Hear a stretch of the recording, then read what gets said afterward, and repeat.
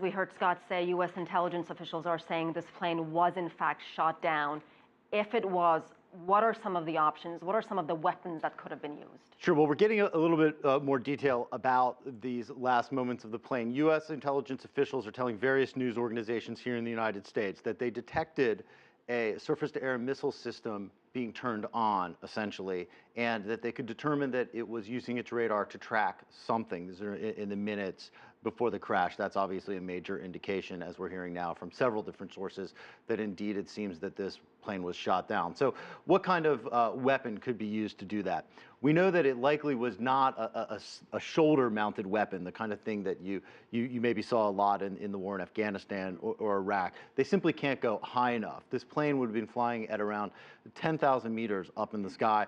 A weapon like that, absolute max, highest that could go is about 6,000 meters.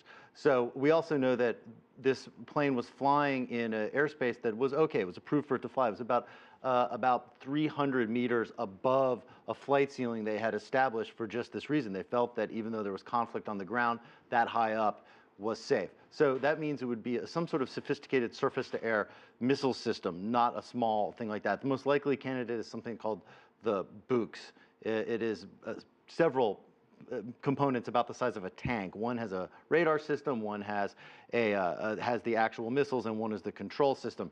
These would be owned by Russian government, Ukrainian government, and basically any of the Soviet satellite countries in the region. I think we have Edward Hunt. He's with Jane's defense magazine.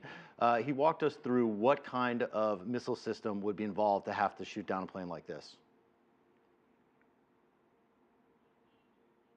Well, I believe the only information was given by a Ukrainian government release, which blamed the SA-11, known as the Gadfly, or BUK in Russian. It's not clear whether that was used, but that or the long-range S-300, both of which are in service with Ukrainian and Russian forces, would be probably the only missiles in the area that could have reached the height of the airliner. It's well within their engagement range, and they're designed to hit military aircraft flying faster or higher, or evading or jamming. So a civil aircraft flying at 30,000 feet at 400 and something knots on a predictable flight path is a very, very easy target by comparison. Normally, and there is some discussion about whether that flight area was in theory closed to civil airspace, or civil aircraft were recommended not to be there. In general, these kind of conflicts don't involve weapons of this range, so that's not considered such a likely threat. But obviously, in this case, some mistake was made, and the aircraft was intercepted by one of these weapons. So if this was a sophisticated surface-to-air missile system, who could have been operating it?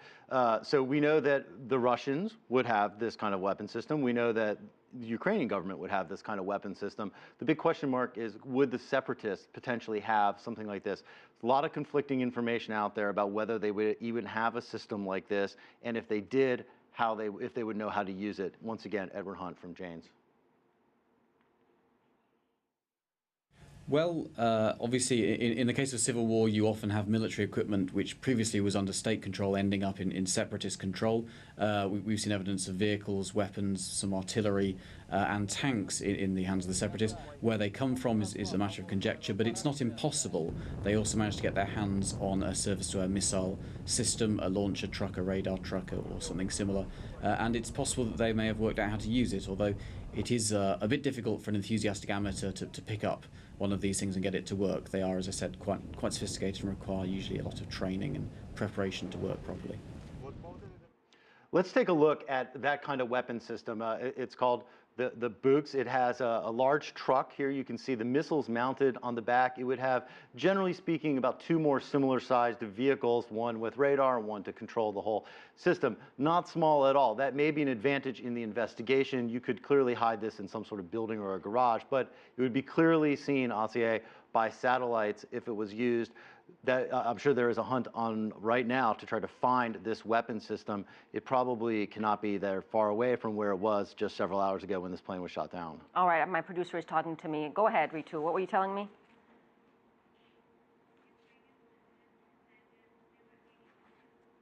We should say the Ukrainian president is saying that there were 82 children on board that flight. Again, some 295 people killed on the crash of Malaysian Airlines flight MH17.